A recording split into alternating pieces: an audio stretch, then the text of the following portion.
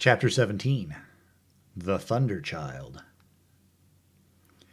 Had the Martians aimed only at destruction, they might, on Monday, have annihilated the entire population of London, as it spread itself slowly through the home counties, not only along the road through Barnet, but also through Edgware and Waltham Abbey, and along the roads eastward to Southend and Shoeburyness, and south of the Thames to Deal and Broadstairs, poured the same frantic rout. If one could have hung that June morning in a balloon in the blazing blue above London, every northward and eastward road running out of the tangled maze of streets would have seemed stippled black with the streaming fugitives, each dot a human agony of terror and physical distress. I have set forth at length in the last chapter my brother's account of the road through Chipping Barnet, in order that my readers may realize how that swarming of black dots appeared to one of those concerned. Never before in the history of the world had such a mass of human beings moved and suffered together. The legendary hosts of Goths and Huns, the hugest armies Asia had ever seen, would have been but a drop in that current. And this was no disciplined march. It was a stampede gigantic and terrible, without order and without a goal. 6 million people, unarmed and unprovisioned, driving headlong. It was the beginning of the rout of civilization, of the massacre of mankind. Directly below him, the balloonist would have seen the network of streets far and wide, houses, churches, squares, crescents, gardens, already derelict, spread out like a huge map, and in the southward, blotted over Ealing, Richmond, Wimbledon, it would have seemed as if some monstrous pen had flung ink upon the chart. Steadily, incessantly, each black splash grew and spread, shooting out ramifications this way and that, now banking itself against rising ground, now pouring swiftly over a crest into a new-found valley. Exactly as a gout of ink would spread itself upon blotting paper. And beyond, over the blue hills that rise southward of the river, the glittering Martians went to and fro, calmly and methodically, spreading their poison cloud over this patch of country and then over that, laying it again with their steam jets when it had served its purpose, and taking possession of the conquered country. They do not seem to have aimed at extermination so much as at complete demoralization and the destruction of any opposition. They exploded any stores of powder they came upon, cut every telegraph, and wrecked the railways here and there. They were hamstringing mankind. They seemed in no hurry to extend the field of their operations, and they did not come beyond the central part of London all that day. It is possible that a very considerable number of people in London stuck to their houses through Monday morning. Certain it is that many died at home, suffocated by the black smoke. Until about midday, the Pool of London was an astonishing scene. Steamboats and shipping of all sorts lay there, tempted by the enormous sums of money offered by fugitives, and it is said that many who swam out to these vessels were thrust off with boat-hooks and drowned. About 1 o'clock in the afternoon, the thinning remnant of a cloud of the black vapor appeared between the arches of Blackfriars Bridge. At that, the Pool became a scene of mad confusion, fighting, and collision, and for some time a multitude of boats and barges jammed in the northern arch of the Tower Bridge, and the sailors and lightermen had to fight savagely against the people who swarmed upon them from the river-front. People were actually clambering down the piers of the bridge from above. When, an hour later, a Martian appeared beyond the clock tower and waded down the river, nothing but wreckage floated above the Limehouse. Of the falling of the fifth cylinder I have presently to tell. The sixth star fell at Wimbledon. My brother, keeping watch beside the women in the chaise in a meadow, saw the green flash of it far beyond the hills. On Tuesday, the little party, set upon getting across the sea, made its way through the swarming country towards Colchester. The news that the Martians were now in possession of the whole of London was confirmed. They had been seen at Highgate, and even, it was said, at Neasden. but they did not come into my brother's view until the morrow. That day the scattered multitudes began to realize the urgent need of provisions. As they grew hungry, the rights of property ceased to be regarded. Farmers were out to defend their cattle sheds, granaries, and ripening root crops with arms in their hands. A number of people now, like my brother, had their faces eastward, and there were some desperate souls even going back towards London to get food. These were chiefly people from the northern suburbs, whose knowledge of the Black Smoke came by hearsay. He heard that about half the members of the government had gathered at Birmingham, and that enormous quantities of high explosives were being prepared to be used in automatic mines across the Midland counties. He was also told that the Midland Railway Company had replaced the desertions of the first day's panic, had resumed traffic, and was running northward trains from St. Albans to relieve the congestion of the home counties. There was also a placard in Chipping Ongar announcing that large stores of flour were available in the northern towns, and that within 24 hours bread would be distributed among the starving people. But this intelligence did not deter him from the plan of escape he had formed, and the three pressed eastward all day and heard no more of the bread distribution than this promise. Nor, as a matter of fact, did anyone else hear more of it. That night fell the seventh star, falling upon Promise Hill. It fell while Miss Elphinstone was watching, for she took that duty alternately with my brother. She saw it. On Wednesday, the three fugitives, they had passed the night in a field of unripe wheat, reached Chelmsford, and there a body of the inhabitants, calling itself the Committee of Public Supply, seized the pony as provisions, and would give nothing in exchange for it but the promise of a share in it the next day. Here there were rumors of Martians at Epping, and news of the destruction of Waltham Abbey, powder mills in a vain attempt to blow up one of the invaders. People were watching for Martians here from the church towers. My brother, very luckily for him as it chanced, preferred to push on at once to the coast rather than wait for food, although all three of them were very hungry. By midday they passed through Tillingham, which was, strangely enough, seemed to be quite silent and deserted, save for a few furtive plunderers hunting for food. Near Tillingham they suddenly came in sight of the sea, and the most amazing crowd of shipping of all sorts that it is possible to imagine. For after the sailors could no longer come up the Thames, they came on to the Essex coast, to Harwich and Walton and Clacton, and afterwards to Foulness and Shoebury, to bring off the people. They lay in a huge sickle-shaped curve that vanished into mist at last towards the Naze. Close inshore was a multitude of fishing smacks, English, Scottish, French, Dutch, and Swedish.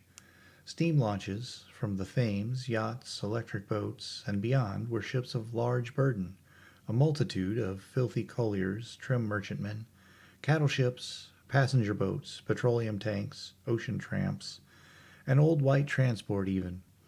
Neat white and gray liners from Southampton and Hamburg, and along the blue coast across the Blackwater my brother could make out dimly a dense swarm of boats chaffering with the people on the beach, a swarm which also extended up the Blackwater almost to Malden. A couple of miles out lay an ironclad, very low in the water, almost, to my brother's perception, like a waterlogged ship. This was the ram Thunderchild. It was the only warship in sight, but far away to the right over the smooth surface of the sea, for that day there was a dead calm, lay a serpent of black smoke to mark the next ironclads of the Channel Fleet, which hovered in an extended line, steam up and ready for action.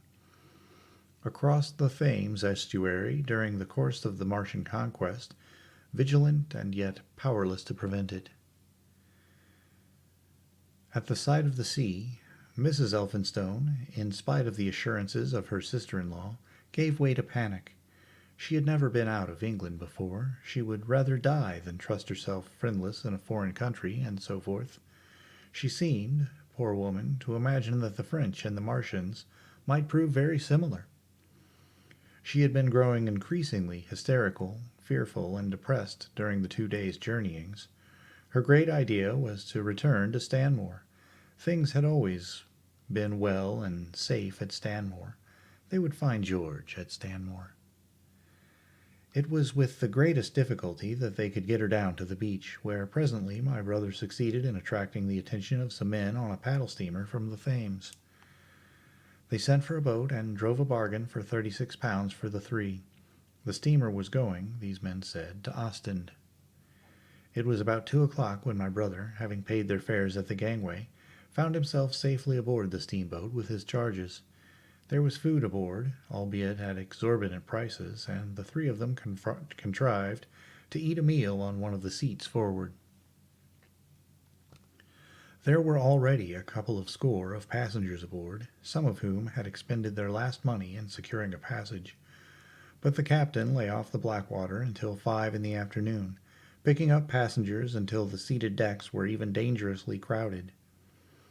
He would probably have remained longer had it not been for the sound of guns that began an hour in the south. As if in answer, the ironclad Seaward fired a small gun and hoisted a string of flags. A jet of smoke sprang out her funnels.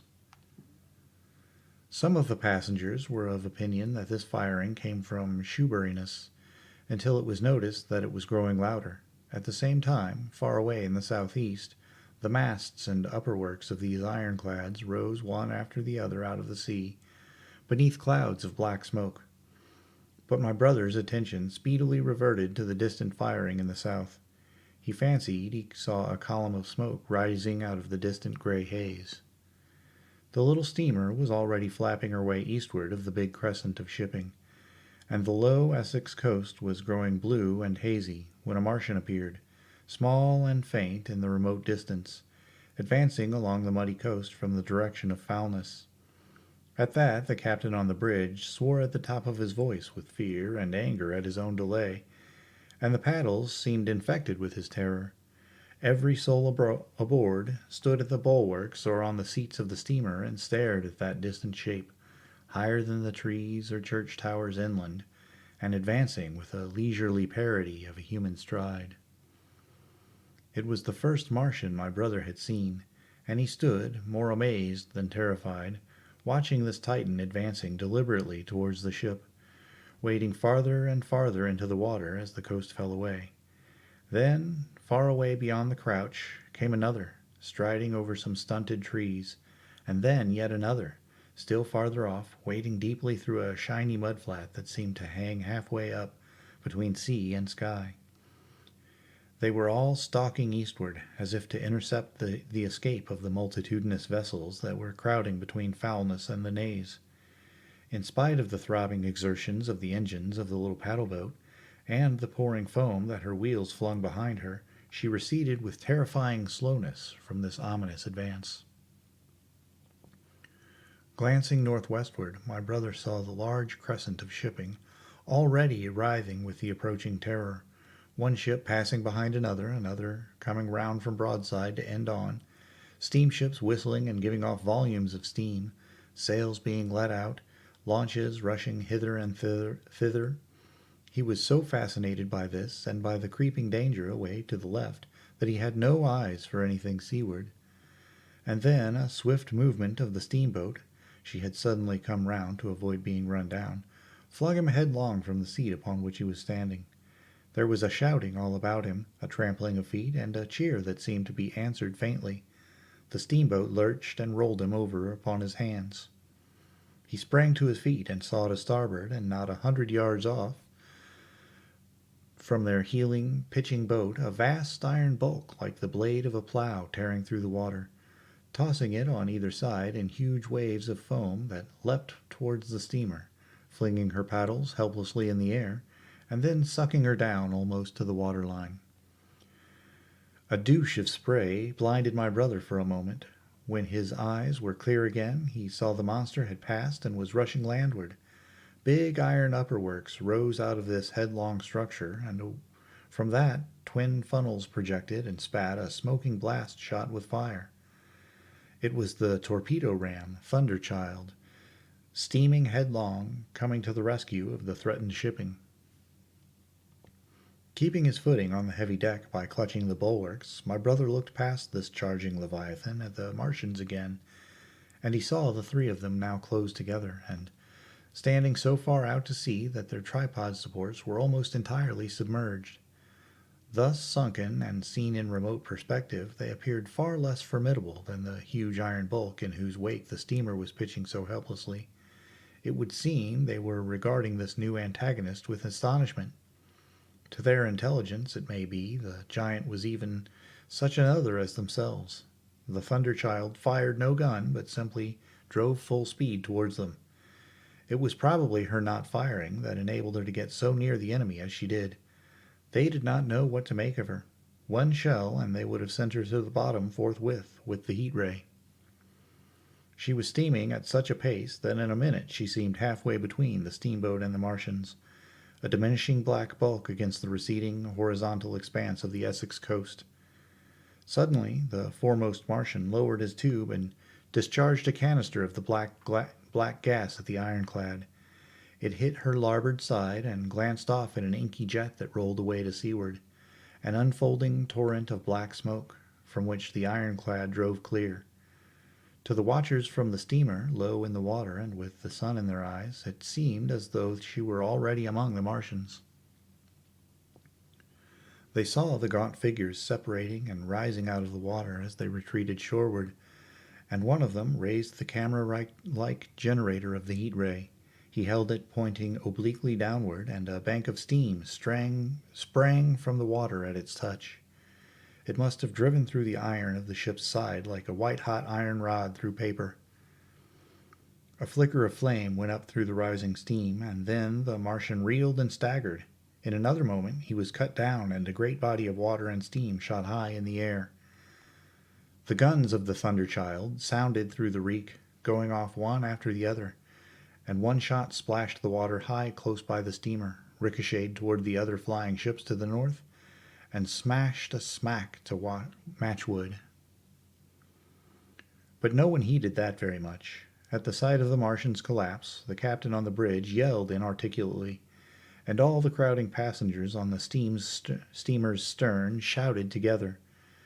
And then they yelled again, for surging out beyond the white tumult drove something long and black, the flames streaming from its middle parts, its ventilators and funnels spouting fire. She was still alive. The steering gear, it seems, was intact and her engines working. She headed straight for a second Martian and was within 100 yards of him when the heat ray came to bear. Then, with a violent thud, a blinding flash, her decks, her funnels, leapt upward.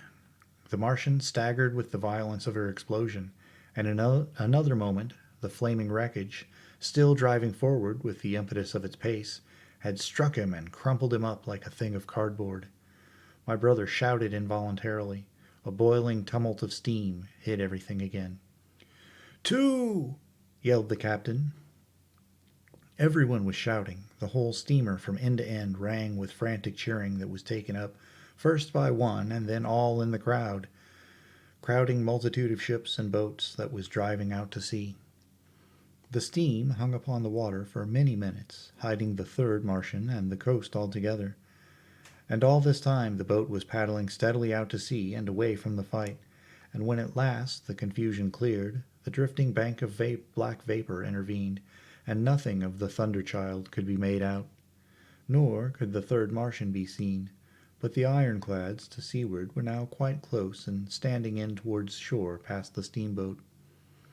The little vessel continued to beat its way seaward, and the ironclads receded slowly towards the coast, which was hidden still by a marbled bank of vapor, part steam, part black gas, eddying and combining in the strangest way. The fleet of refugees was scattering to the northeast. Several smacks were sailing between the ironclads and the steamboat. After time, and before they reached the sinking cloud bank, the warships turned northward, and then abruptly went about and passed into the thickening haze of evening southward. The coast grew faint, and at last indistinguishable amid the low banks of clouds that were gathering about the sinking sun.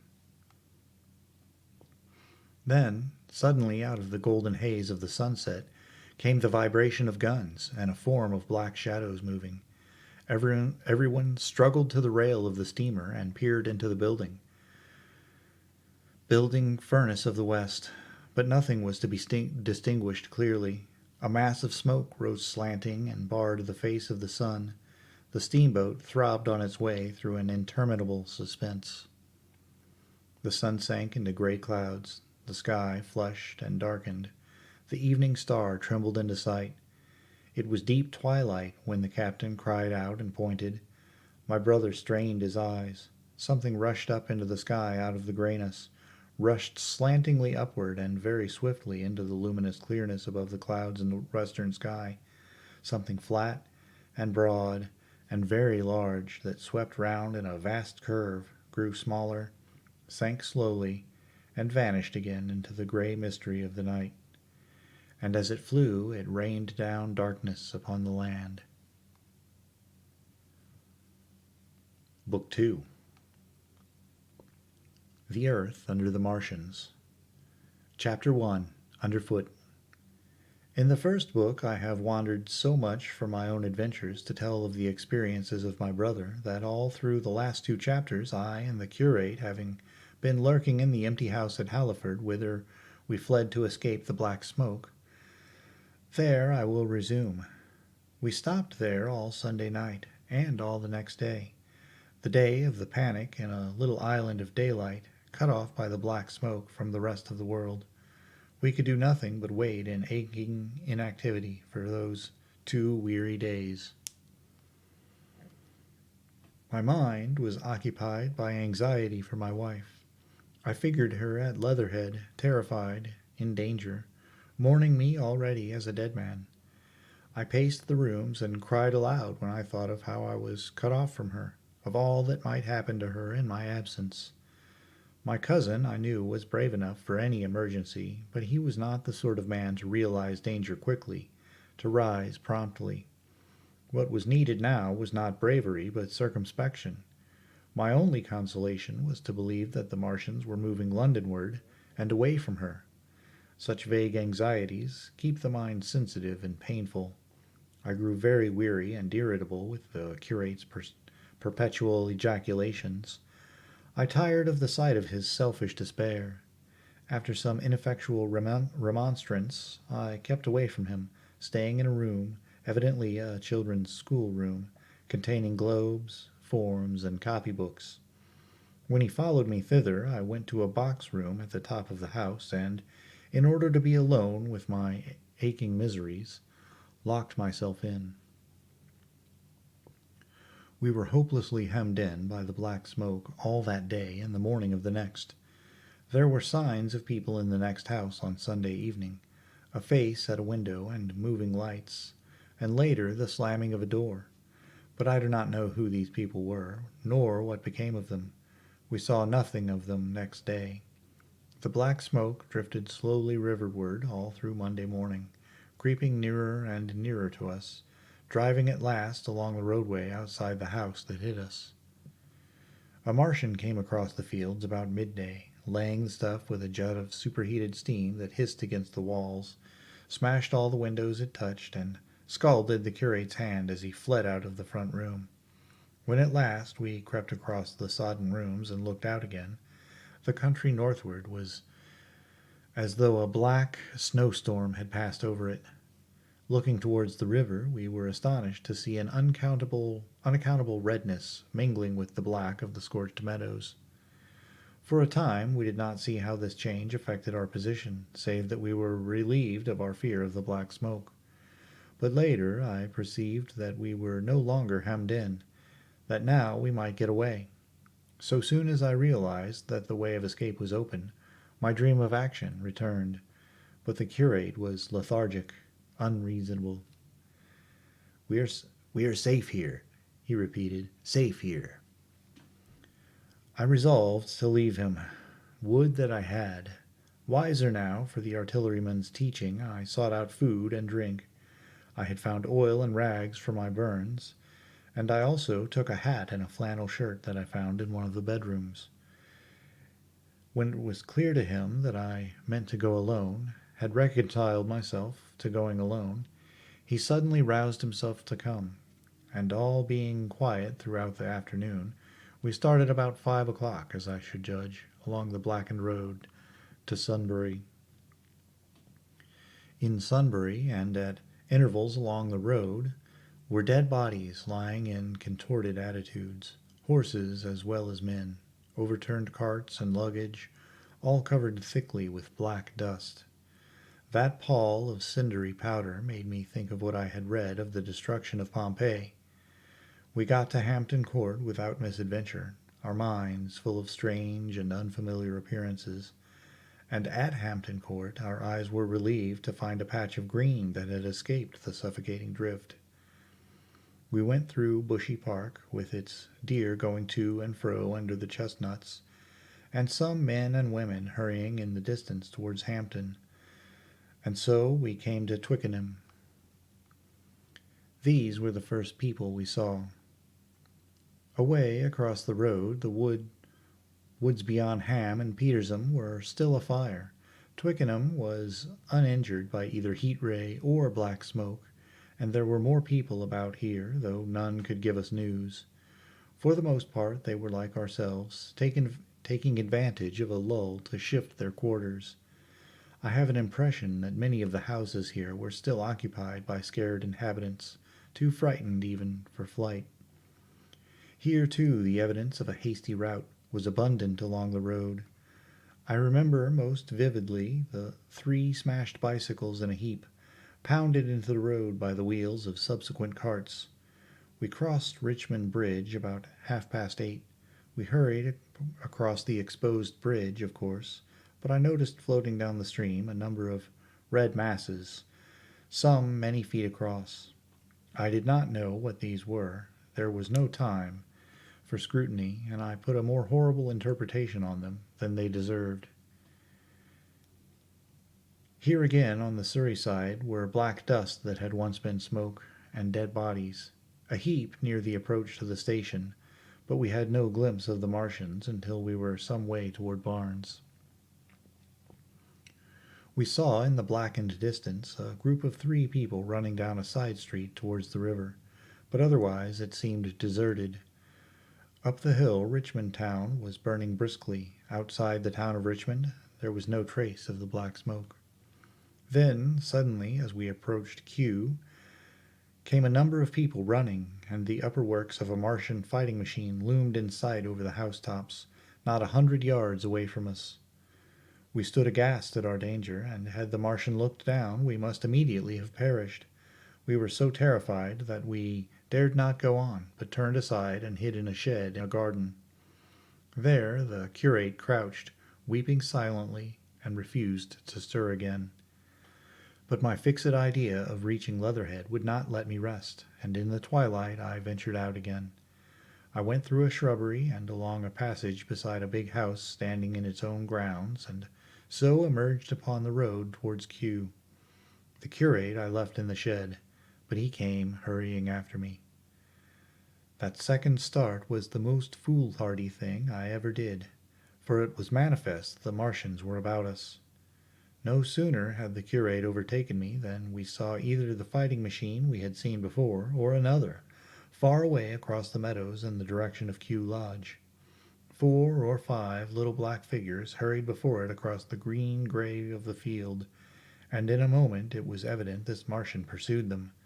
In 3 strides he was among them, and they ran radiating from his feet in all directions. He used no heat ray to destroy them, but picked them up one by one. Apparently, he tossed them into the great metallic carrier which projected behind him, much as a workman's basket hangs over his shoulders. It was the first time I realized that the Martians might have any other purpose than destruction with defeated humanity. We stood for a moment petrified, then turned and fled through a gate behind us into a walled garden, fell into, rather than found, a fortunate ditch, and lay there, scarce daring to whisper to each other until the stars were out. I suppose it was nearly 11 o'clock before we gathered courage to start again, no longer venturing into the road, but sneaking along hedgerows and through plantations, and watching keenly through the darkness, he on the right and I on the left, for Martians, who seemed to be all about us. In one place we blundered upon a scorched and blackened area, now cooling and ashen, and a number of scattered bodies of men, burned horribly about the heads and trunks, but with their legs and boots mostly intact, and of dead horses, 50 feet perhaps, behind a line of 4 ripped guns and a smashed gun carriage. Sheen, it seemed, had escaped destruction, but the place was silent and deserted. Here we happened on no dead, though the night was too dark for us to see into the side roads of the place. In Sheen, my companion suddenly complained of faintness and thirst, and we decided to try one of the houses. The first house we entered, after a little difficulty with the window, was a small semi-detached villa, and I found nothing eatable left in the place but some moldy cheese. There was, however, water to drink, and I took a hatchet, which promised to be useful in our next housebreaking. We then crossed to a place where the road turns towards Mortlake. Here there stood a white house within a walled garden, and in the pantry of this domicile we found a store of food, 2 loaves of bread in a pan, an uncooked steak, and the half of a ham. I give this catalogue so precisely because, as it happened, we were destined to subsist upon this store for the next fortnight. Bottled beer stood under a shelf, and there were 2 bags of haricot beans and some limp lettuces. This pantry opened into a kind of wash-up kitchen, and in this was firewood. There was also a cupboard, in which we found nearly a dozen of burgundy, tinned soups and salmon, and 2 tins of biscuits. We sat in the adjacent kitchen in the dark, for we dared not strike a light, and ate bread and ham, and drank beer out of the same bottle. The curate, who was still timorous and restless, was now, oddly enough, for pushing on, and I was urging him to keep up his strength by eating when the thing happened that was to imprison us. "It can't be midnight yet," I said, and then came a blinding glare of vivid green light. Everything in the kitchen leapt out, clearly visible in green and black, and vanished again. And then followed such a concussion as I have never heard before nor since. So close on the heels of this as to seem instantaneous came a thud behind me, a clash of glass, a crash and rattle of falling masonry all about us, and the plaster of the ceiling came down upon us, smashing into a multitude of fragments upon our heads. I was knocked headlong across the floor against the oven handle and stunned. I was insensible for a long time, the curate told me, and when I came to we were in darkness again, and he, with a face wet, as I found afterwards, with blood from a cut forehead, was dabbing water over me. For some time I could not recollect what had happened. Then things came to me slowly. A bruise on my temple asserted itself. "Are you better?" asked the curate in a whisper. At last I answered him. I sat up. "Don't move," he said. "The floor is covered with smashed crockery from the dresser. You can't possibly move without making a noise, and I fancy they are outside." We both sat quite silent, so that we could scarcely hear each other breathing. Everything seemed deadly still, but once something near us, some plaster or broken brickwork, slid down with a rumbling sound. Outside and very near was an intermittent metallic rattle. "That," said the curate, when presently it happened again. "Yes," I said, "but what is it? What is it?" "A Martian," said the curate. I listened again. It was not like the heat ray, I said, and for a time I was inclined to think one of the great fighting machines had stumbled against the house, as I had seen one stumble against the tower of Shepperton Church. Our situation was so strange and incomprehensible that for 3 or 4 hours, until the dawn came, we scarcely moved. And then the light filtered in, not through the window, which remained black, but through a triangular aperture between a beam and a heap of broken bricks in the wall behind us. The interior of the kitchen we now saw grayly for the first time. The window had been burst in by a mass of garden mold, which flowed over the tabletop upon which we had been sitting, and lay about our feet. Outside, the soil was banked high against the house. At the top of the window frame, we could see an uprooted drain pipe. The floor was littered with smashed hardware. The end of the kitchen towards the house was broken into, and since the daylight shone in there, it was evident the greater part of the house had collapsed. Contrasting vividly with this ruin was the neat dresser, stained in the fashion pale green, and with a number of copper and tin vessels below it, the wallpaper imitating blue and white tiles, and a couple of colored supplements fluttering from the walls above the kitchen range. As the dawn grew closer, we saw through the gap in the wall the body of a Martian, standing sentinel, I suppose, over the still glowing cylinder. At the sight of what we crawled as at the sight of that we crawled as circumspectly as possible out of the twilight of the kitchen into the darkness of the scullery.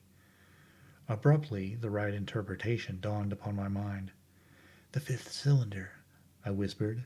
"The fifth shot from Mars has struck this house and buried us under the ruins." For a time the curate was silent, and then he whispered, "God have mercy upon us." I heard him presently, whimpering to himself. Save for that sound, we lay quite still in the scullery. I, for my part, scarce dared breathe, and sat with my eyes fixed on the faint light of the kitchen door. I could just see the curate's face, a dim, oval shape, and his collar and cuffs. Outside there began a metallic hammering, then a violent hooting, and then again, after a quiet interval, a hissing like the hissing of an engine. These noises, for the most part problematical, continued intermittently, and seemed, if anything, to increase in number as time wore on. Presently a measured thudding and a vibration that made everything about us quiver and the vessels in the pantry ring and shift began and continued. Once the light was eclipsed, and the ghostly kitchen doorway became absolutely dark. For many hours we must have crouched there, silent and shivering, until our tired attention failed. At last I found myself awake and very hungry. I am inclined to believe that we must have spent the greater portion of a day before that awakening. My hunger was at a stride so insistent that it moved me to action. I told the curate I was going to seek food, and felt my way towards the pantry. He made me no answer, but so soon as I began eating, the faint noise I had made stirred him up, and I heard him crawling after me. Chapter 2. What we saw from the ruined house. After eating, we crept back to the scullery, and there I must have dozed again, for when presently I looked around, I was alone. The thudding vibration continued with wearisome persistence. I whispered for the curate several times, and at last felt my way to the door of the kitchen. It was still daylight, and I perceived him across the room, lying against the triangular hole that looked out upon the Martians. His shoulders were hunched, so that his head was hidden from me. I could hear a number of noises, almost like those in an engine shed, and the place rocked with that beating thud. Through the aperture in the wall I could see the top of a tree touched with gold and the warm blue of a tranquil evening sky. For a minute or so I remained watching the curate, and then I advanced, crouching and stepping with extreme care amid the broken crockery that littered the floor. I touched the curate's leg, and he started so violently that a mass of plaster went sliding down outside and fell with a loud impact. I gripped his arm, fearing he might cry out, and for a long time we crouched, motionless. Then I turned to see how much of our rampart remained. The detachment of the plaster had left a vertical slit open in the debris, and by raising myself cautiously across a beam I was able to see out of this gap and into what had been overnight a quiet suburban roadway. Vast indeed was the change that we beheld. The fifth cylinder must have fallen right into the midst of the house we had first visited. The building had vanished, completely smashed, pulverized and dispersed by the blow. The cylinder lay now far beneath the original foundations, deep in a hole already vastly larger than the pit I had looked onto at Woking. The earth all around had splashed under that tremendous impact. Splashed is the only word, and lay in heaped piles that hid the masses of the adjacent houses. It had been exactly like mud under the violent blow of a hammer. Our house had collapsed backward. The front portion, even on the ground floor, had been destroyed completely. By a chance, the kitchen and scullery had escaped, and stood buried under soil and ruins, closed in by tons of earth on every side, save towards the cylinder. Over that aspect, we hung now on the very edge of the great cylinder pit the Martians were engaged in making. The heavy beating sound was evidently just behind us, and ever and again a bright green vapor drove up like a veil across our peephole. The cylinder was already opened in the center of the pit, and on the farther edge of the pit, amid the smashed and gravel-heaped shrubbery, one of the great fighting machines, deserted by its occupant, stood stiff and tall against the evening sky. At first I scarcely noticed the pit and the cylinder, although it had been convenient to describe them first, on account of the extraordinary glittering mechanism I saw busy in the excavation, and on account of the strange creatures that were crawling slowly and painfully across the heaped mold near it. The mechanism certainly was that held my attention first. It was one of those complicated fabrics that have since been called handling machines, and the study of which has already given such an enormous impetus to terrestrial invention. As it dawned upon me first, it presented a sort of metallic spider with 5 jointed, agile legs, and with an extraordinary number of jointed levers, bars, and reaching and clutching tentacles about its body. Most of its arms were retracted, but with 3 long tentacles it was fishing out a number of rods, plates, and bars which lined the covering and apparently strengthened the walls of the cylinder. These, as it extracted them, were lifted out and deposited upon a level surface of earth behind it. Its motion was so swift, complex, and perfect that at first I did not see it as a machine, in spite of its metallic glitter. The fighting machines were coordinated and animated to an extraordinary pitch, but nothing to compare with this. People who have never seen these structures and have only the ill-imagined efforts of artists, or the imperfect descriptions of such eyewitnesses as myself, to go upon, scarcely realize that living quality. I recall particularly the illustration of one of the first pamphlets to give a consecutive account of the war. The artist had evidently made a hasty study of one of the fighting machines, and there his knowledge ended. He presented them as tilted, stiff tripods, without either flexibility or subtlety, and with an altogether misleading monotony of effect. The pamphlet containing these renderings had a considerable vogue, and I mention them here simply to warn the reader against the impression they may have created. They were no more like the Martians I saw in action than a Dutch doll is like a human being. To my mind, the pamphlet would have been much better without them.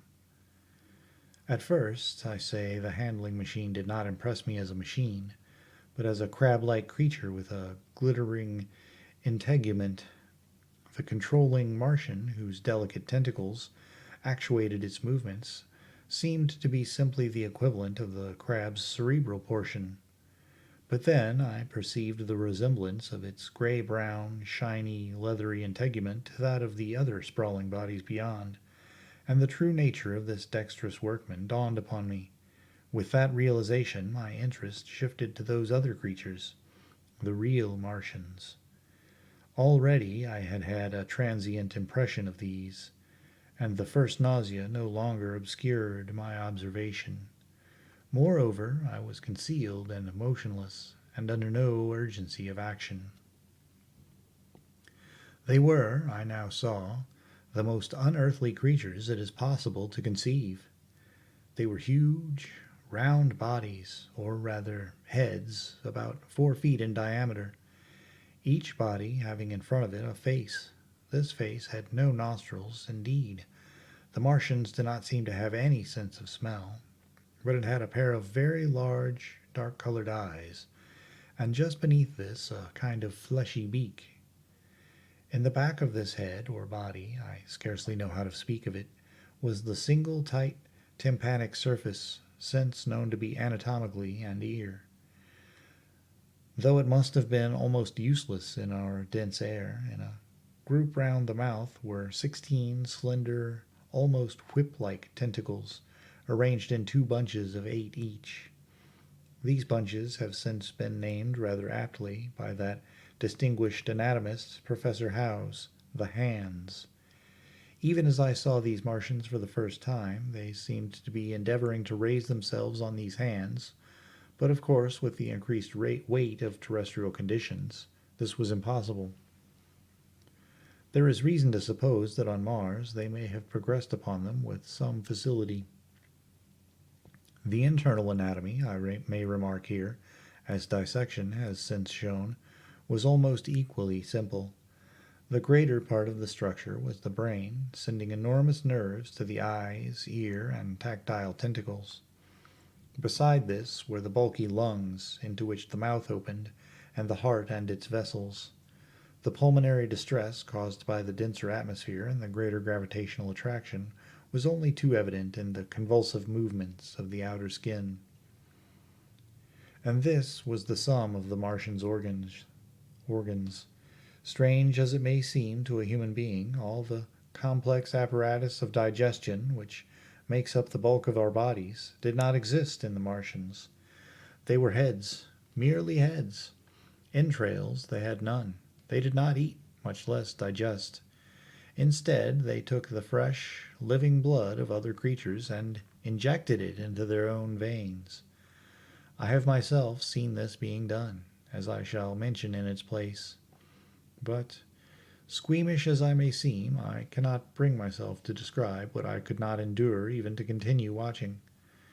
Let it suffice to say, blood obtained from a still living animal, in most cases from a human being, was run directly by means of a little pipette into the recipient canal. The bare idea of this is no doubt horribly repulsive to us, but at the same time I think that we should remember how repulsive our carnivorous habits would seem to an intelligent rabbit.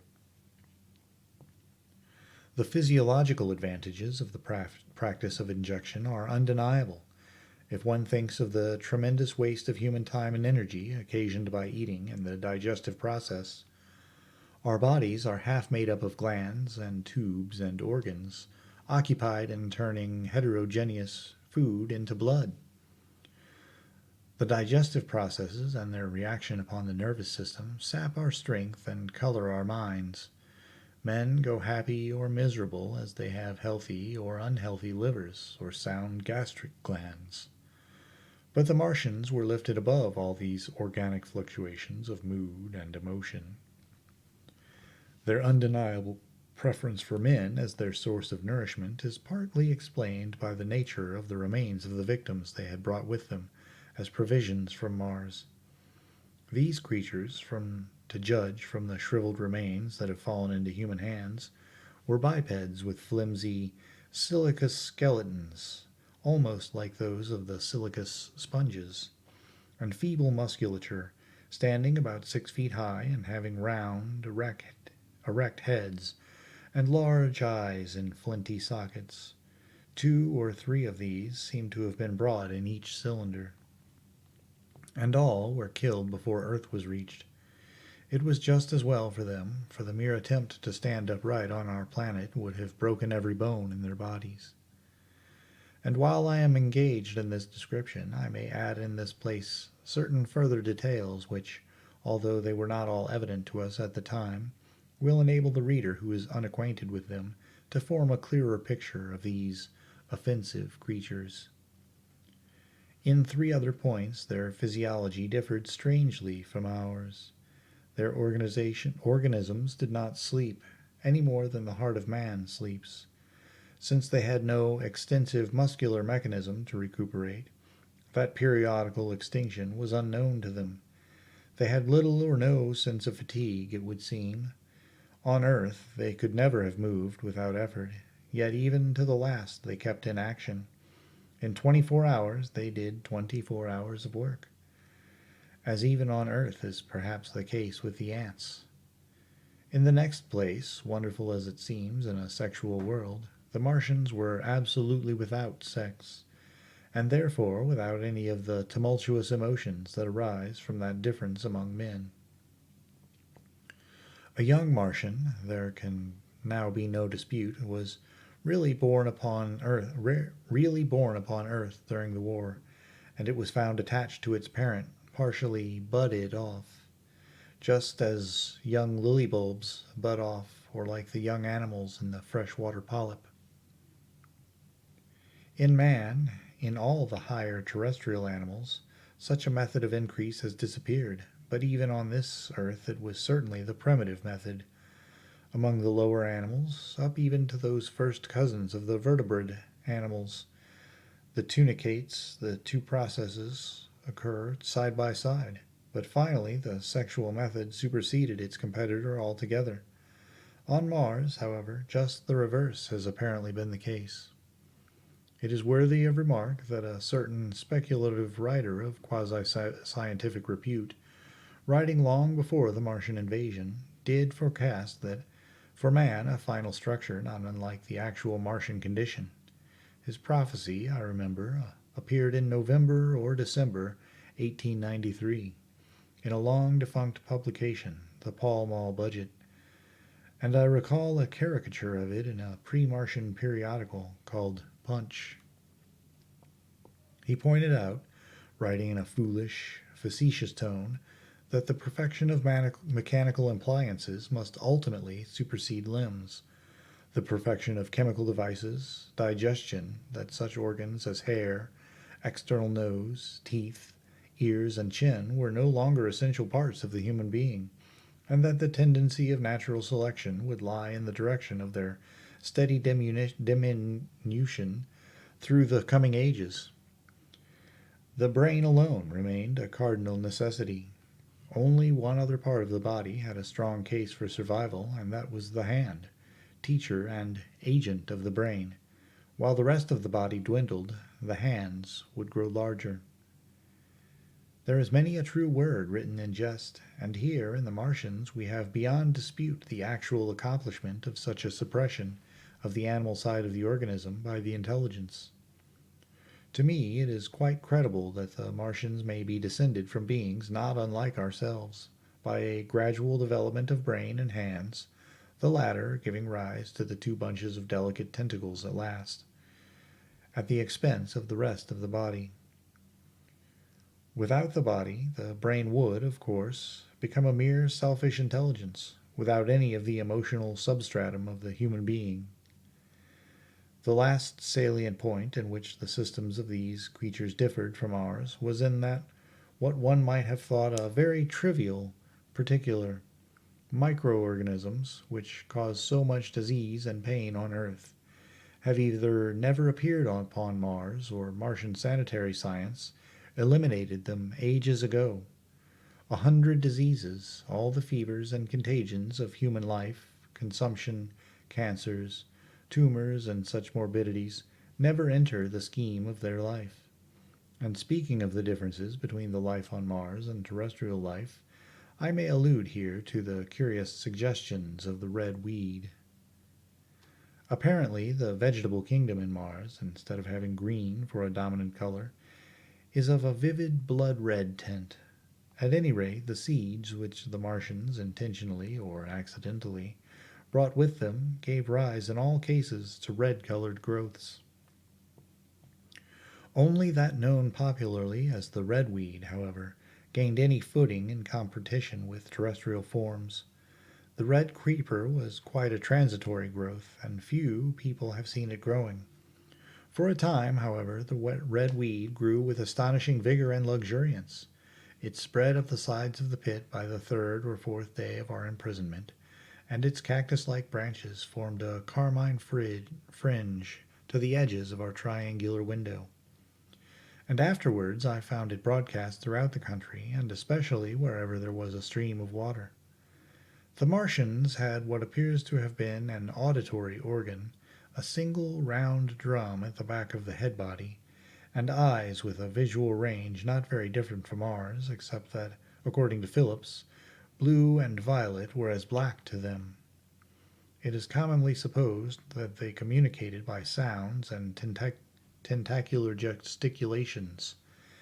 This is asserted, for instance, in the able but hastily compiled pamphlet, written evidently by someone not an eyewitness of Martian actions, to which I have already alluded, and which so far has been the chief source of information concerning them.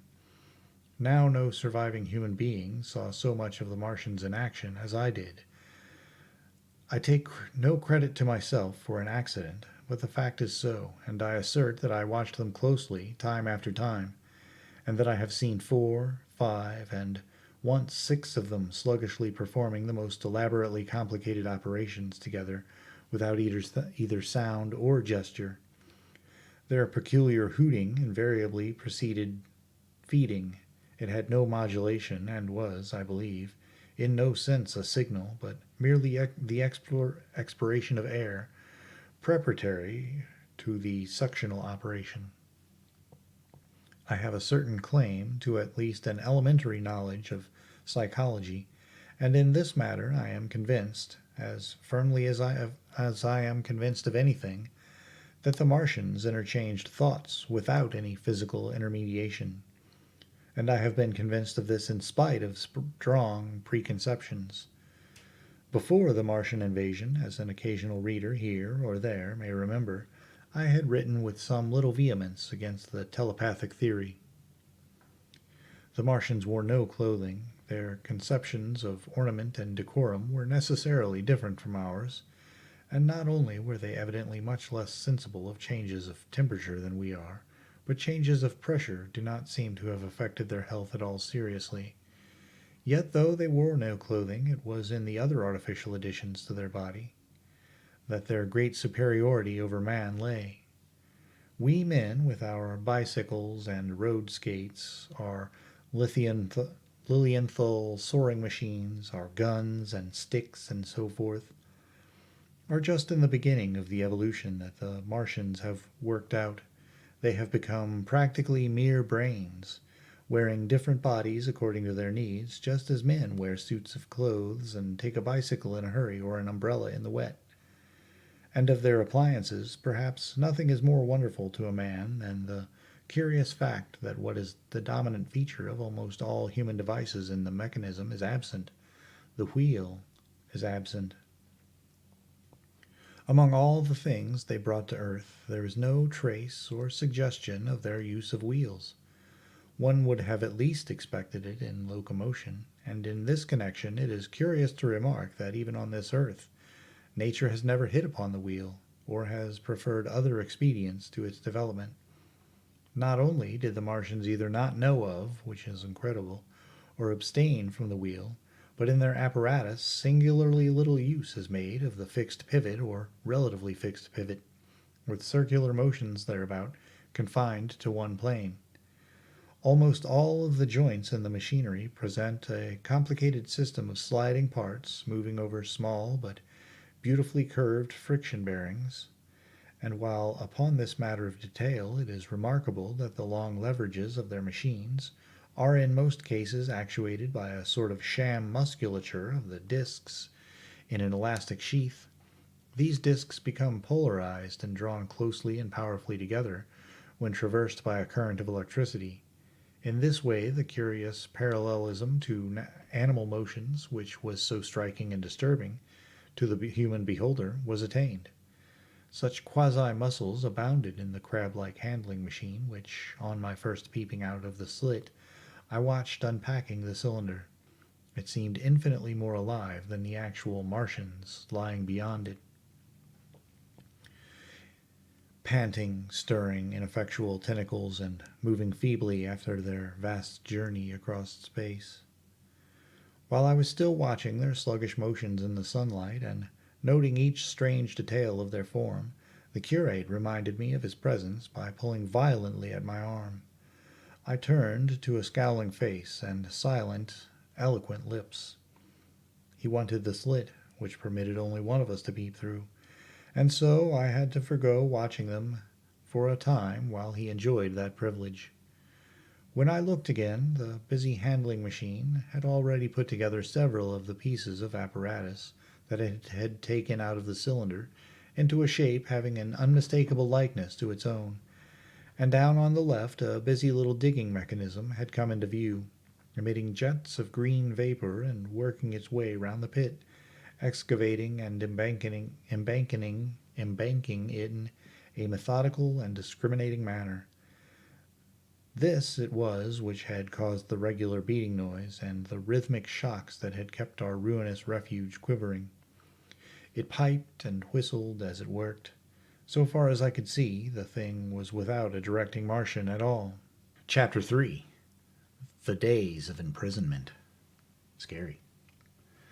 The arrival of a second fighting machine drove us from our peephole into the scullery, for we feared that from his elevation the Martian might see down upon us behind our barrier. At a later date we began to feel less in danger of their eyes, for an eye in the dazzle of the sunlight outside our refuge must have been blank blackness. But at first the slightest suggestion of approach drove us into the scullery and heart-throbbing retreat. Yet terrible as was the danger we incurred, the attraction of peeping was for both of us irresistible. And I recall now with a sort of wonder that, in spite of the infinite danger in which we were between starvation and a still more terrible death, we could yet struggle bitterly for that horrible privilege of sight. We would race across the kitchen in a grotesque way between eagerness and the dread of making a noise, and strike each other and thrust and kick within a few inches of exposure. The fact is that we had absolutely incompatible dispositions and habits of thought and action, and our danger and isolation only accentuated the incompatibility. At Halliford I had already come to hate the curate's trick of helpless exclamation, his stupid rigidity of mind, his endless muttering and monologue vitiated every effort I made to think out a line of action, and drove me, at times, thus pent up and intensified, almost to the verge of craziness. He was as lacking in restraint as a silly woman. He would weep for hours together, and I verily believe that to the very end this spoiled child of life thought his weak tears in some way efficacious. And I would sit in the darkness, unable to keep my mind off him by reason of his importunities. He ate more than I did, and it was in vain I pointed out that our only chance of life was to stop in the house until the Martians had done with their pit, that in that long patience a time might presently come when we should need food. He ate and drank impulsively, and heavy meals at long intervals. He slept little. As the days wore on, his utter carelessness of any consideration so intensified our distress and danger that I had, as much as I loathed doing it, to resort to threats, and at last to blows. That brought him to reason for a time, but he was one of those weak creatures void of pride, timorous, anemic, hateful souls, full of shifty cunning, who face neither God nor man, who face not even themselves.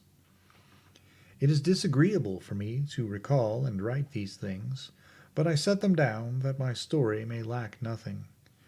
Those who have escaped the dark and terrible aspects of life will find my brutality, my flash of rage, and our final tragedy easy enough to blame, for they know what is wrong as well as any, but not what is possible to tortured men. But those who have been under the shadow, who have gone down at last to elemental things, will have a wider charity. And while within we fought out our dark, dim contest of whispers, snatched food and drink, and gripping hands and blows, without, in the pitiless sunlight of that terrible June, was the wonder, strange wonder, the unfamiliar routine of the Martians in the pit. Let me return to those first new experiences of mine. After a long time I ventured back to the peephole, to find that the newcomers had been reinforced by the occupants of no fewer than 3 of the fighting machines. These last had brought with them certain fresh appliances that stood in an orderly manner about the cylinder. The second handling machine was now completed, and was busied in service one of the novel contrivances the big machine had brought. This was a body resembling a milk can in its general form, above which oscillated a pear-shaped receptacle, and from which a stream of white powder flowed into a circular basin below. The oscillatory motion was imparted to this by one tentacle of the handling machine.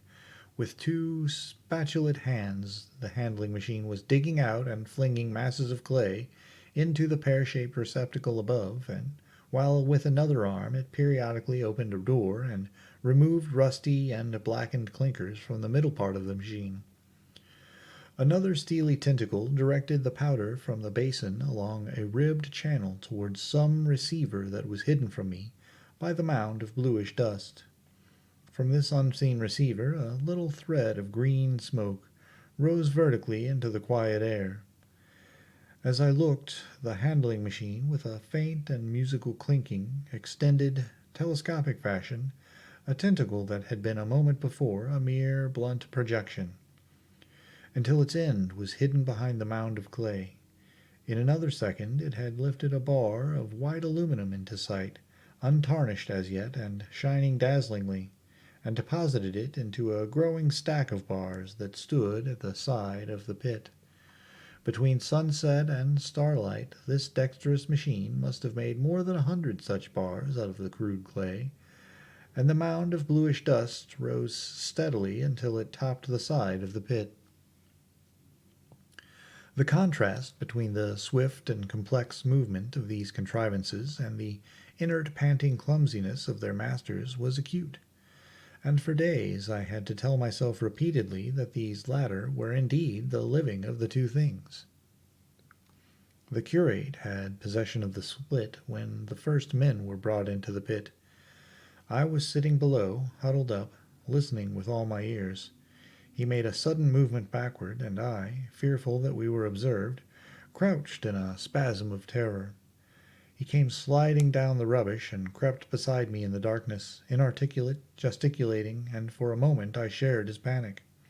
His gesture suggested a resignation of the slit, and after a little while my curiosity gave me courage, and I rose up, stepped across him, and clambered up to it. At first I could see no reason for his frantic behavior. The twilight had now come, and the stars were little and faint, but the pit was illuminated by the flickering green fire that came from the aluminum making. The whole picture was a flickering scheme of green gleams and shifty black shadows, strangely trying to the eyes. Over and through it all went the bats, heeding it not at all. The sprawling Martians were no longer to be seen.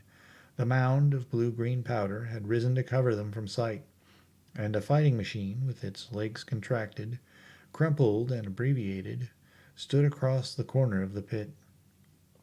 And then, amid the clangor of the machinery, came a drifting suspicion of human voices that I entertained at first only to dismiss.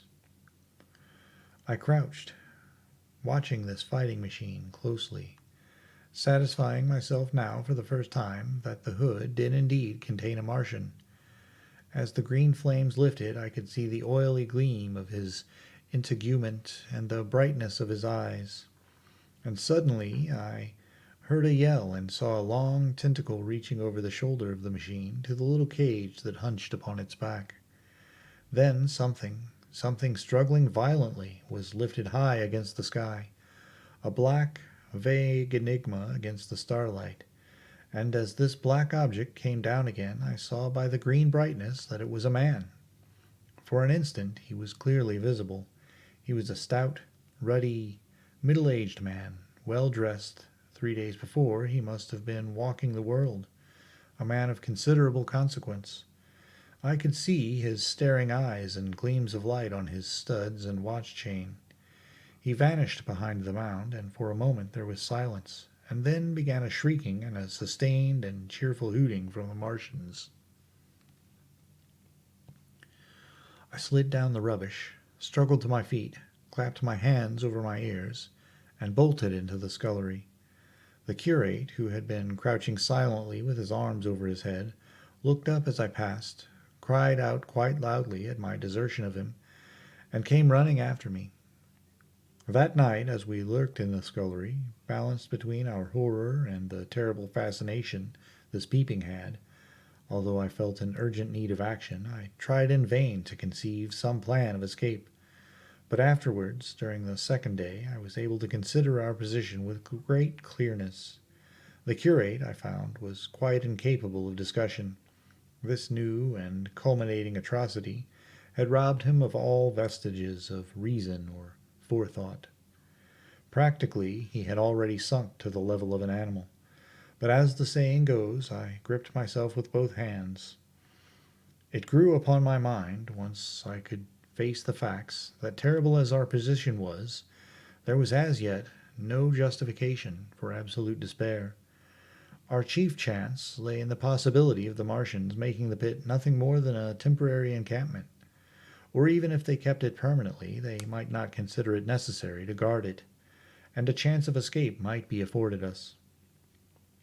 I also weighed very carefully the possibility of our digging our way out in a direction away from the pit, but the chances of our emerging within sight of some sentinel fighting machine seemed at first too great. And I should have had to do all the digging myself. The curate would certainly have failed me. It was on the third day, if my memory serves me right, that I saw the lad killed. It was the only occasion on which I actually saw the Martians feed.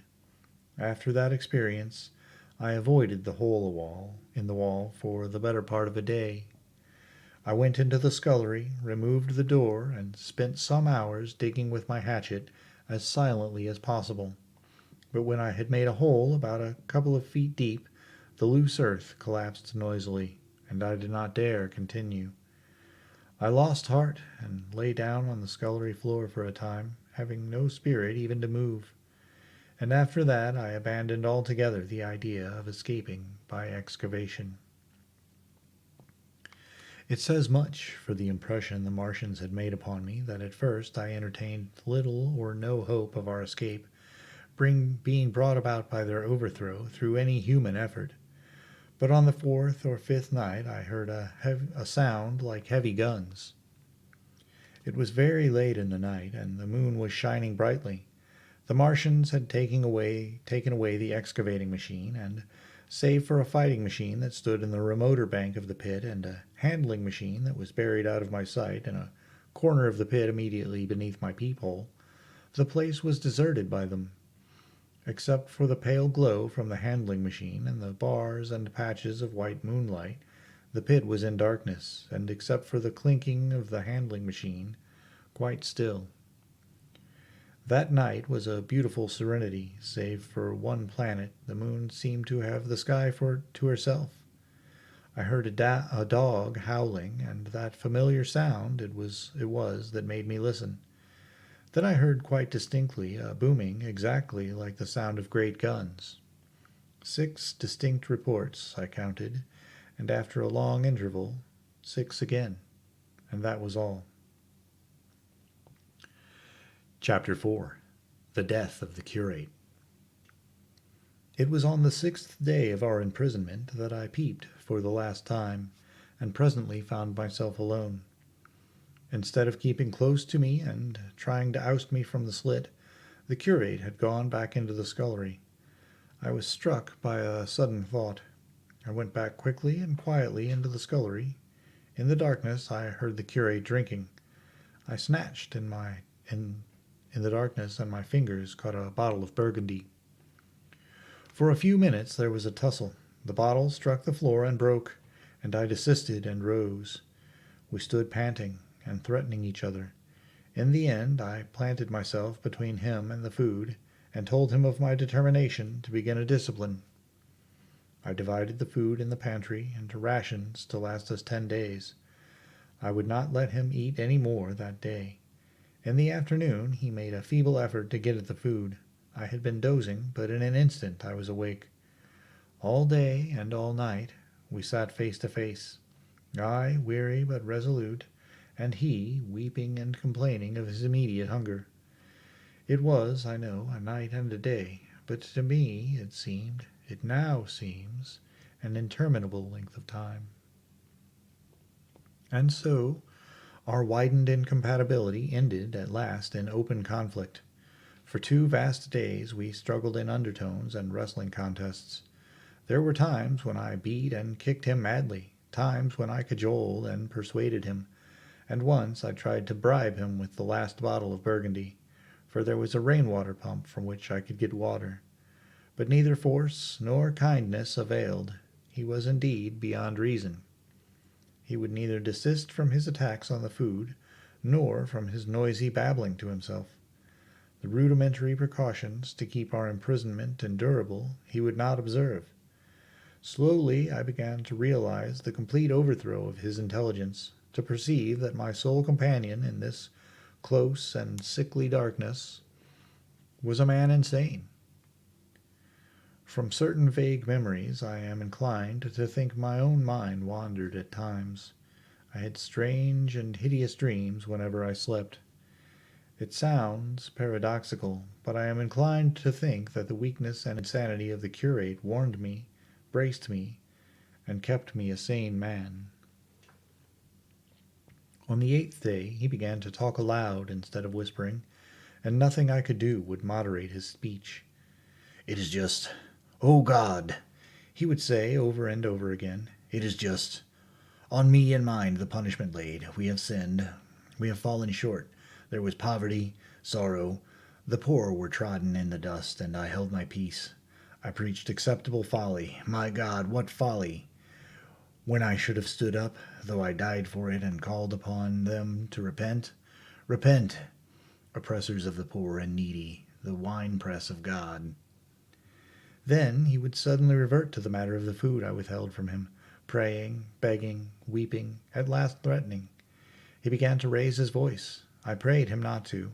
He perceived a hold on me. He threatened he would shout and bring the Martians upon us. For a time that scared me, but any concession would have shortened our chance of escape beyond estimating. I defied him, although I felt no assurance that he might not do this thing. But that day, at any rate, he did not. He talked, with his voice rising slowly through the greater part of the 8th and 9th days, threats, entreaties, mingled with a torrent of half-sane and always frothy repentance for his vacant sham of God's services, such as made me pity him. Then he slept a while, and began again with renewed strength, so loudly that I must needs make him desist. "Be still," I implored. He rose to his knees, for he had been sitting in the darkness near the copper. "I have been still too long," he said in a tone that must have reached the pit, "and now I must bear my witness. Woe unto this unfaithful city! Woe, woe, woe, woe to the inhabitants of the earth by reason of the other voices of the trumpet." "Shut up," I said, rising to my feet, and in a terror lest the Martians should hear us. "For God's sake!" "Nay," shouted the curate at the top of his lungs, standing likewise and extending his arms. "Speak! The word of the Lord is upon me." In 3 strides he was at the door leading into the kitchen. "I must bear my witness. I go. It has already been too long delayed." I put out my hand and felt the meat chopper hanging to the wall. In a flash I was after him. I was fierce with fear. Before he was halfway across the kitchen I had overtaken him. With one last touch of humanity, I turned the blade back and struck him with the butt. He went headlong forward and lay stretched on the ground. I stumbled over him and stood panting. He lay still. Suddenly I heard a noise without, the run and smash of slipping plaster, and the triangular aperture in the wall was darkened. I looked up and saw the lower surface of a handling machine coming slowly across the hole. One of its gripping limbs curled amidst the debris. Another limb appeared, feeling its way over the fallen beams. I stood petrified, staring.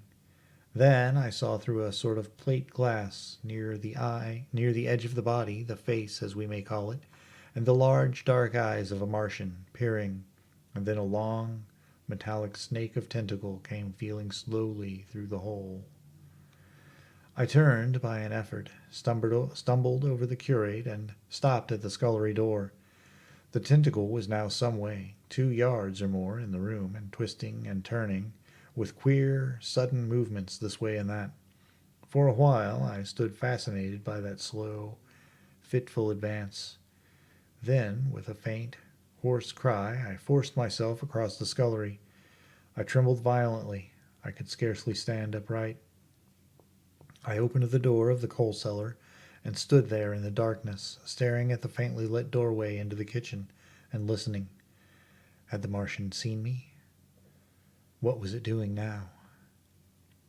Something was moving to and fro there, very quietly. Every now and then it tapped against the wall, or started on its movements with a faint metallic ring, like the movement of keys on a split ring.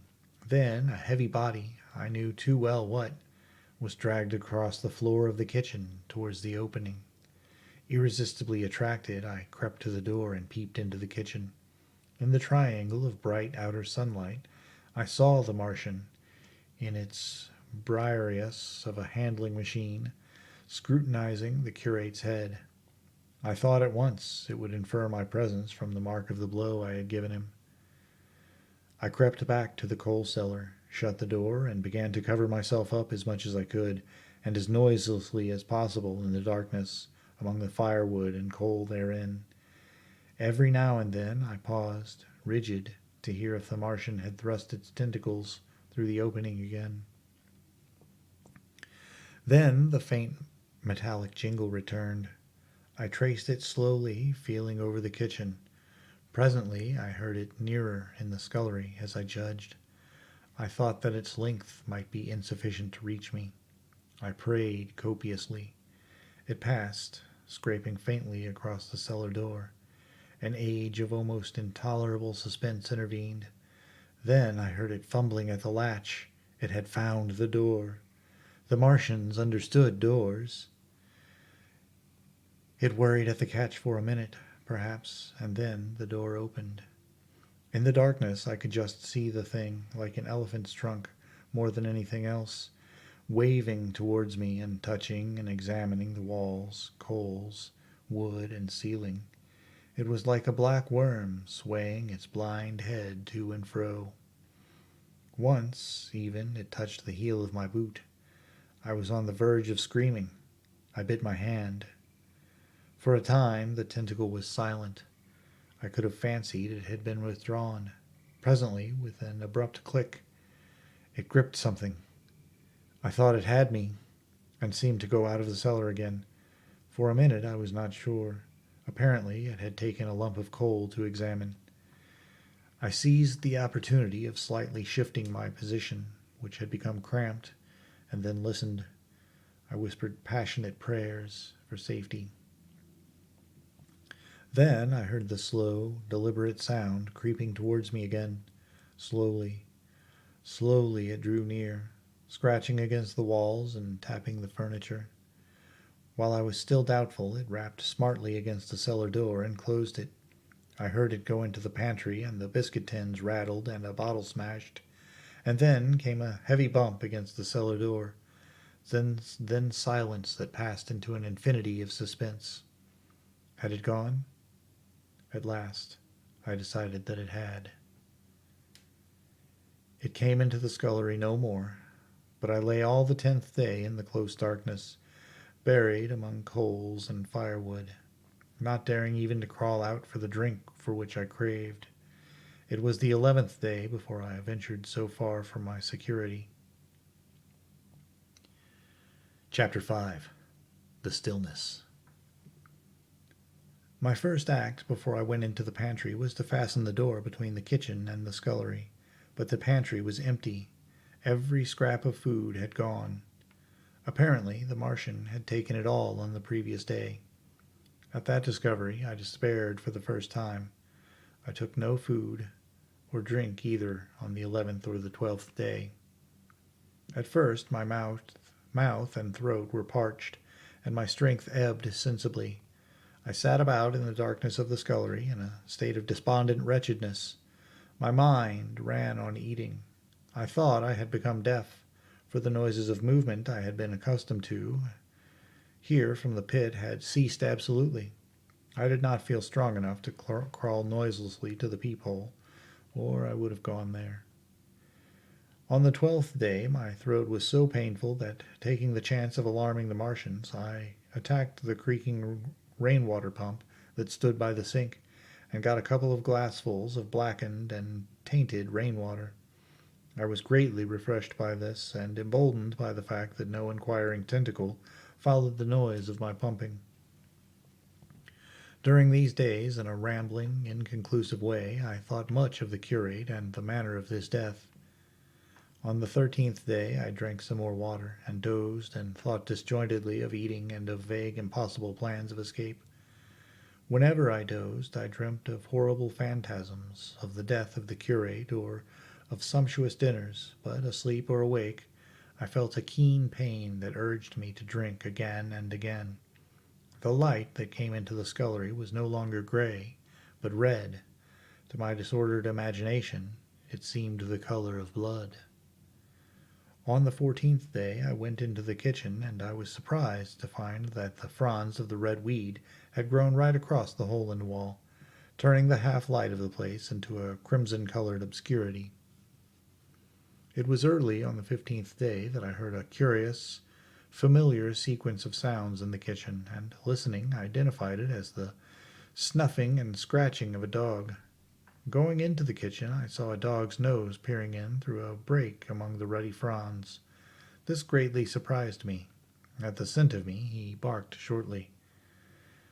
I thought if I could induce him to come into the place quietly, I should be able, perhaps, to kill and eat him, and in any case it would be advisable to kill him, lest his actions attracted the attention of the Martians. I crept forward, saying, "Good dog," very briefly, very softly, but he suddenly withdrew his head and disappeared. I listened. I was not deaf, but certainly the pit was still. I heard a sound like the flutter of a bird's wings, and a hoarse croaking, but that was all. For a long while I lay close to the peephole, but not daring to move aside the red plants that obscured it. Once or twice I heard a faint pitter-patter like the feet of the dog going hither and thither on the sand far below me, and there were more bird-like sounds, but that was all. At length, encouraged by the silence, I looked out.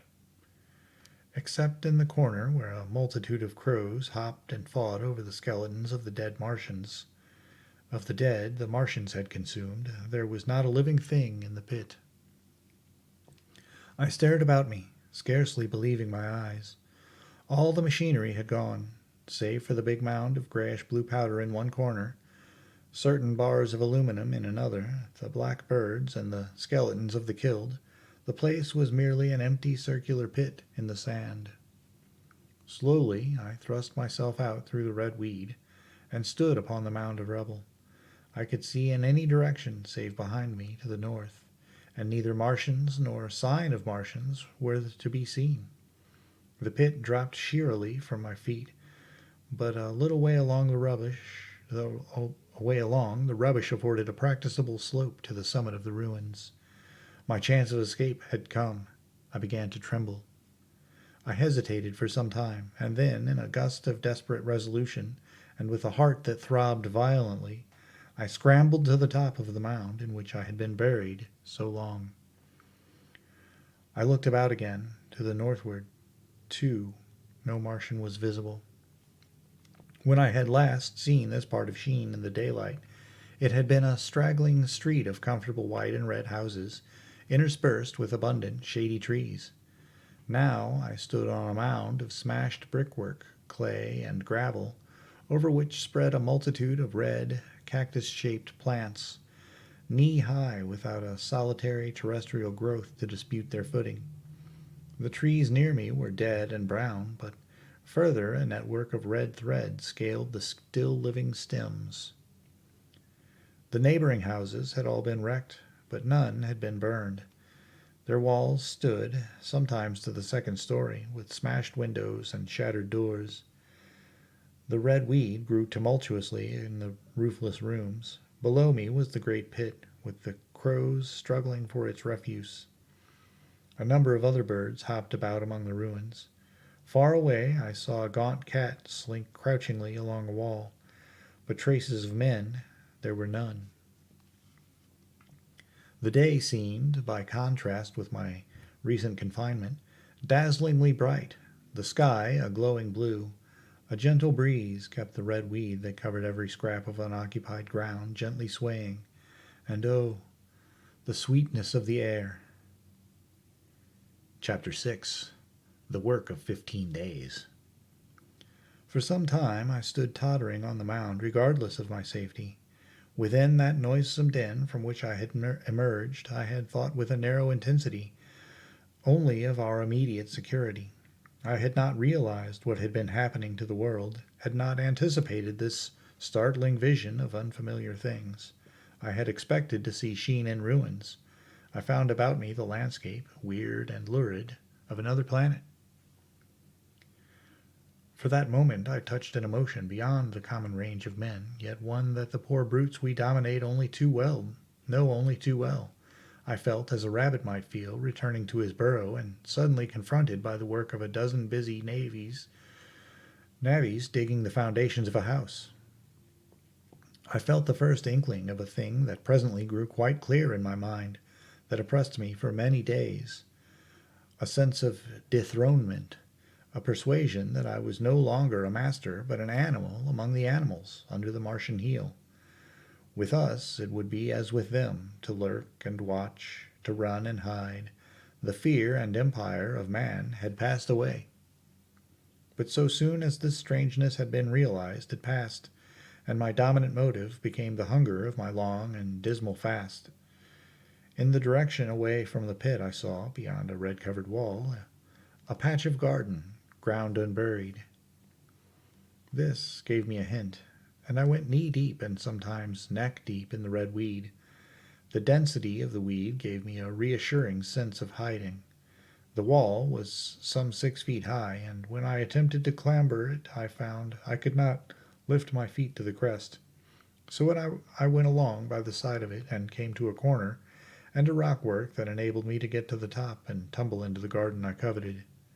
Here I found some young onions, a couple of gladiolus bulbs, and a quantity of immature carrots, all of which I secured, and, scrambling over a ruined wall, went on my way through scarlet and crimson trees towards Kew. It was like walking through an avenue of gigantic blood drops, possessed with two ideas: to get more food, and to limp, as soon and as far as my strength permitted, out of this accursed unearthly region of the pit.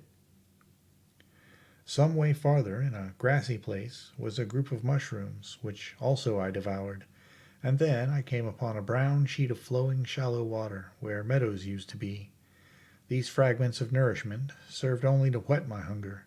At first I was surprised at this flood in a hot, dry summer, but afterwards I discovered that it was caused by the tropical exuberance of the red weed.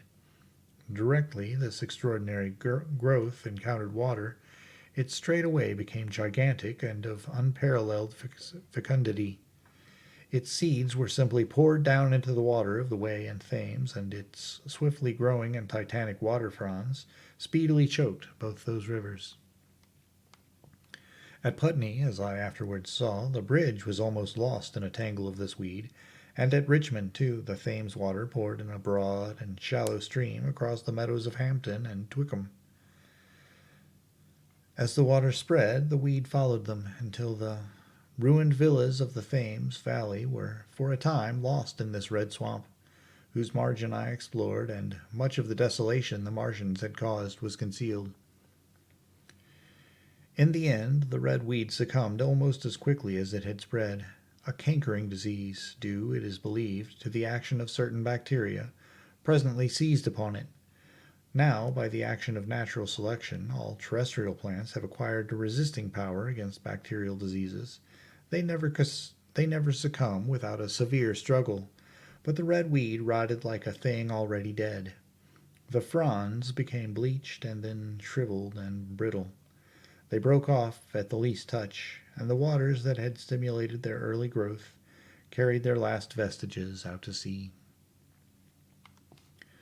My first act on coming to this water was, of course, to slake my thirst. I drank a great deal of it, and, moved by an impulse, gnawed some fronds of red weed, but they were watery and had a sickly, metallic taste.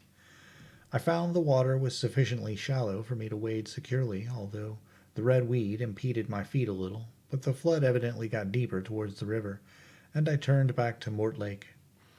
I managed to make out the road by means of occasional ruins of its villas and fences and lamps, and so presently I got out of this spate and made my way to the hill, coming up towards Roehampton and coming out on Putnam Common. Here the scenery changed from the strange and unfamiliar to the wreckage of the familiar patches of ground exhibited the devastation of a cyclone. And in a few score yards I would come upon perfectly undisturbed spaces, houses with their blinds trimly drawn and doors closed, as if they had been left for a day by the owners, or as if their inhabitants slept within. The red weed was less abundant. The tall trees among the lane were free from the red creeper. I hunted for food among the trees, finding nothing, and I also raided a couple of silent houses, but they had already been broken into and ransacked. I rested for the remainder of the daylight in a shrubbery, being, in my enfeebled condition, too fatigued to push on. All this time I saw no human beings and no signs of the Martians. I encountered a couple of hungry-looking dogs, but both hurried circuitously away from the advances I made them. Near Roehampton I had seen 2 human skeletons, not bodies but skeletons, picked clean, and in the wood by me I found the crushed and scattered bones of several cats and rabbits and the skull of a sheep. But though I gnawed parts of these in my mouth, there was nothing to be got from them. After sunset I struggled on along the roads towards Putney, where I think the heat ray must have been used for some reason, and in the garden beyond Roehampton I got a quantity of immature potatoes, sufficient to stay my hunger. From this garden one looked down upon Putney and the river. The aspect of the place in the dusk was singularly desolate, blackened trees, blackened, desolate ruins, and down the hill the sheets of the flooded river, red-tinged with the weed. And over all, silence.